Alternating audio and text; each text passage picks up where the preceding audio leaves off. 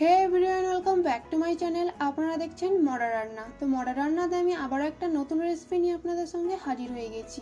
তো আজকে আমি আপনাদের সঙ্গে শেয়ার করব আলু ছাড়া ডিমের চপ আপনারা রমজান স্পেশাল কীভাবে খুব সহজেই 5 থেকে 10 মিনিটের মধ্যে বাড়িতে বসে বানিয়ে নিতে পারেন। তাহলে চলুন দেরি না করে রেসিপিটি বানানো যাক।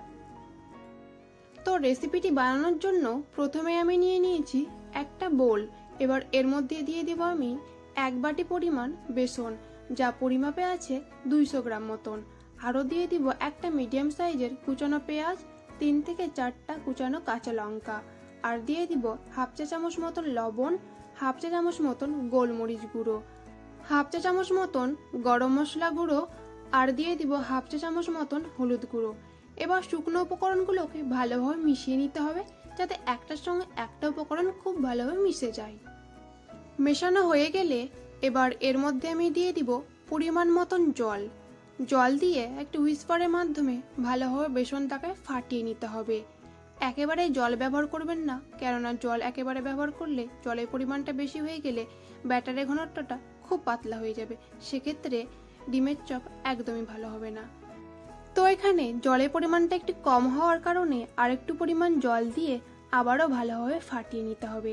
5 থেকে 7 মিনিট মতন ফাটিয়ে নিলে রেডি হয়ে যাবে আমাদের ডিমের চপের জন্য ব্যাটার, ঠিক এই রকম ভাবে। এবার এটাকে আমি সাইডে 5 মিনিট মতন রেখে দিয়ে অপরের দিকে আমি এখানে 3টে সেদ্ধ ডিমকে 4 ভাগে ভাগ করে নিয়েছি। এবার এই ডিমগুলোকে আমি যে ব্যাটারটা বানিয়ে রেখেছিলাম বেসনের ব্যাটার, সেই বেসনের ব্যাটারে একটা একটা করে ডিম নিয়ে ডিপ করে নিব, আর ভালোভাবে ডিপ করে নিয়ে এটাকে গরম গরম তেলে ফ্রাই করে নিতে হবে। তো দেখুন, ঠিক এরকমভাবে ডিপ করে নিয়ে এখানে আমি গরম সর্ষের তেলে ফ্রাই করে নিব। আপনারা চাইলে সাদা তেলও ব্যবহার করতে পারেন, কিন্তু আমার বাড়িতে সর্ষের তেল অনেকটাই পরিমাণে থাকে, তাই আমি এখানে সর্ষের তেল ব্যবহার করেছি।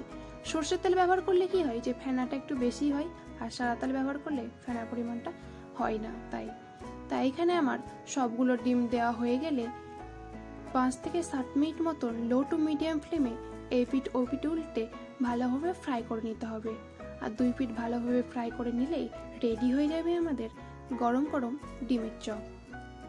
হাতে যদি খুবই কম সময় থাকে তো কিছু না ভেবে এই রেসিপিটি অবশ্যই একবার ট্রাই করবেন, দেখবেন খুব সহজেই বানানো হয়ে যায়। তো এখানে আমার ফ্রাই করা হয়ে গেলে একটা তেল ঝরানোর স্ট্রেনার নিয়ে ভালোভাবে একটা একটা করে তুলে তেলটা ভালোভাবে ঝরিয়ে নিতে হবে। আর তেল যখন ঝরানো হয়ে যাবে তখন এটাকে আমি একটা প্লেটের মাধ্যমে সার্ভ করে নিব। তো রেসিপিটি যদি ভালো লেগে থাকে তো লাইক, কমেন্ট, শেয়ার, সাবস্ক্রাইব করে দিবেন। আজকে এই পর্যন্তই, আবার কালকে দেখা হবে। ভালো থাকবেন, সুস্থ থাকবেন। আজকের মতন বিদায় নিলাম।